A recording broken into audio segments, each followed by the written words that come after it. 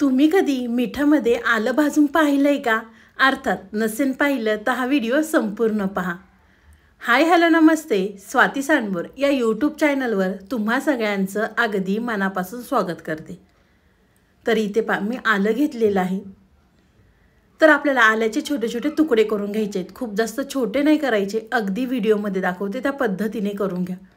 छोटे तुकडे केले की लगेच भाजल्या जाईल, त्यामुळे आपल्याला इथे छोटे आल्याचे तुकडे करून घ्यायचे आहेत।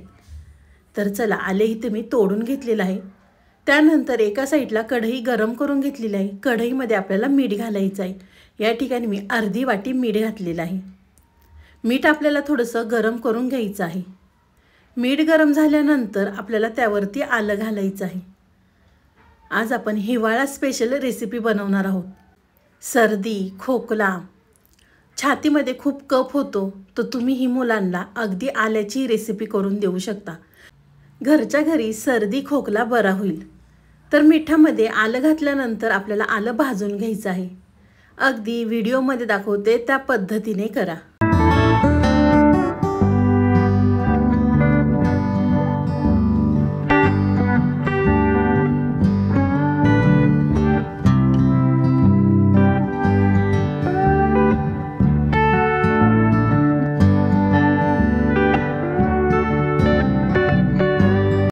इथे मी 3 मिनिटं आलं भाजून घेतलेलं आहे। आलं भाजल्यानंतर आपल्याला एका प्लेटमध्ये काढून घ्यायचं आहे। तोपर्यंत तुम्ही माझा व्हिडिओ इथपर्यंत पाहिलाच आहे आणि अजूनसुद्धा सबस्क्राईब केलं नसेल ना, तर प्लीज एक सबस्क्राईब नक्कीच करा। नवीन यूट्यूबरसाठी तुमचं एक सबस्क्राईब खूप लाख मोलाचं आहे। तर आलं भाजल्यानंतर ह्या मिठाचं काय करायचं, तर हे मीठ आपल्याला हवाबंद डब्यामध्ये ठेवायचं। कोणतीही दुसरी रेसिपी करताना तुम्ही हे मीठ वापरू शकता। तर एका प्लेटमध्ये आलं काढल्यानंतर आपल्याला एका भांड्यामध्ये पाणी घ्यायचं आहे आणि त्यामध्ये आपल्याला हे सगळं आलं घालायचं आहे आणि 2 पाण्याने स्वच्छ धुवून घ्यायचं आहे। आलं धुतल्यानंतर त्यामधलं सगळं मीठ निघून जाईल। तर इथे मी चोळून आलं धुवून घेते। आलं धुतल्यानंतर आपल्याला आल्याची साल काढून घ्यायची आहे। इथे मी सगळ्या आल्यांची साल काढून घेते।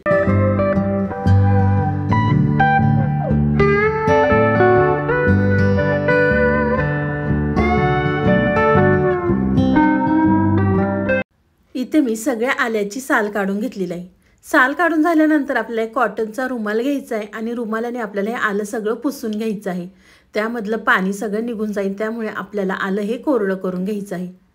आलं पुसल्यानंतर इथे मी आलं चिरून घेते। तुम्ही माझा व्हिडिओ इथपर्यंत पाहिलाच आहे आणि व्हिडिओला तुम्ही लाईक केलं नसेल ना, तर प्लीज एक लाईक नक्कीच करा। साईडचं बेल आयकॉनसुद्धा प्रेस करा, म्हणजे तुम्हाला माझे नवीन नवीन व्हिडिओ पाहायला मिळतील। तर इथे मी सगळं आलं चिरून घेतलेलं आहे। आलं चिरल्यानंतर आपल्याला मी ते मिक्सरचं भांडं घ्यायचं आहे। मिक्सरच्या भांड्यामध्ये आपल्याला सगळं आलं घालायचं आहे आणि बारीक आपल्याला हे आलं वाटून घ्यायचं आहे। बारीक आपल्याला आल्याची पेस्ट ही तयार करून घ्यायची आहे। इथे पाहू शकता आलं मी अगदी बारीक वाटून घेतलेलं आहे। तर चला, आलं आपलं वाटून झालेलं आहे। एका साईडला पॅन गरम करून घेतलेला आहे। पॅनमध्ये आपल्याला 1 चमचा तूप घालायचं आहे। 1 चमचा तूप घातल्यानंतर आपण जे मिक्सरच्या भांड्यामध्ये आलं वाटून घेतलं होतं ते आपल्याला पॅनवरती घालायचं आहे।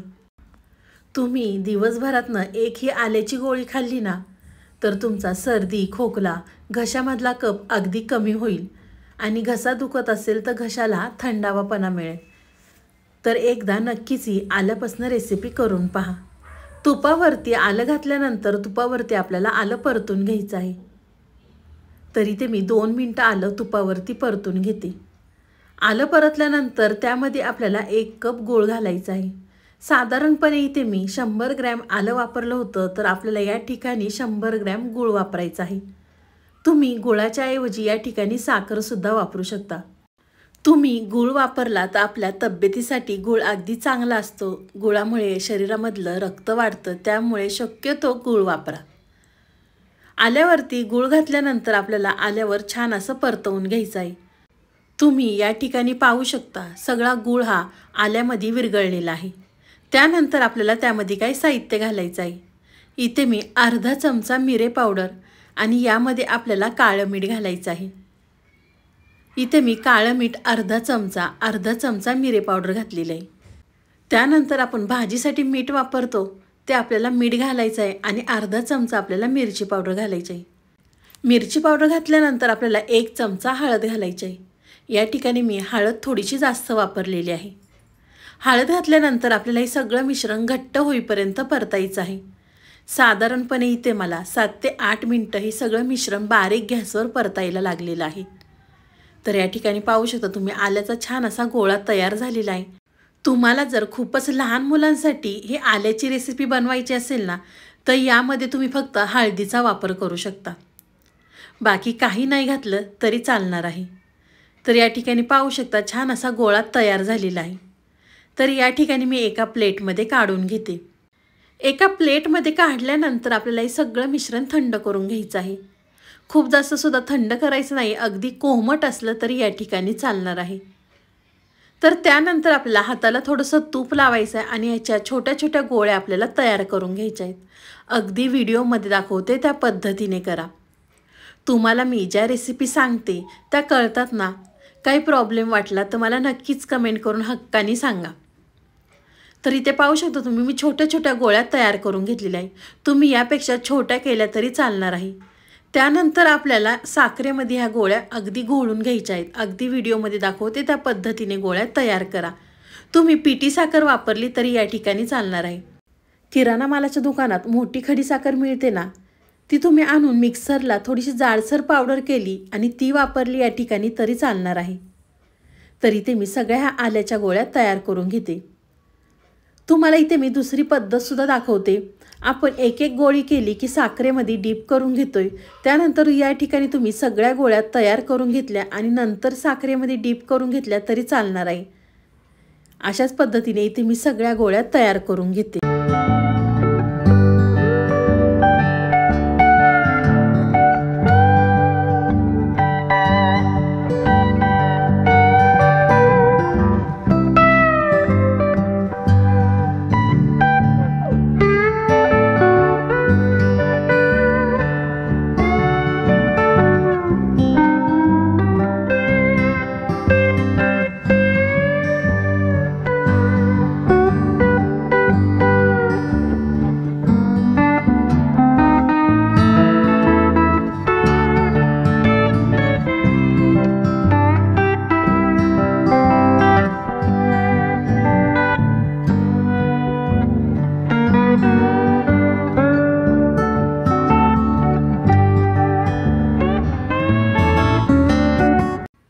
तुम्ही या ठिकाणी पाहू शकता सगळ्या आल्याच्या गोळ्या मी तयार करून घेतलेल्या आहेत. ह्या आल्याच्या गोळ्या तुम्ही अगदी महिनाभर सुद्धा स्टोर करून ठेवू शकता. तुम्हाला ही माझी आजची रेसिपी कशी वाटली ती मला नक्कीच कमेंट करून सांगा. व्हिडिओ आवडला तर व्हिडिओला लाईक, कमेंट, सबस्क्राईब करायला विसरू नका. तुम्ही माझा व्हिडिओ कोणत्या शहरातनं पाहता ते सुद्धा मला कमेंट करून नक्कीच सांगा. तर चला, तुम्ही माझा संपूर्ण व्हिडिओ पाहिल्याबद्दल थँक्यू सो मच. पुन्हा भेटूया. तोपर्यंत बाय.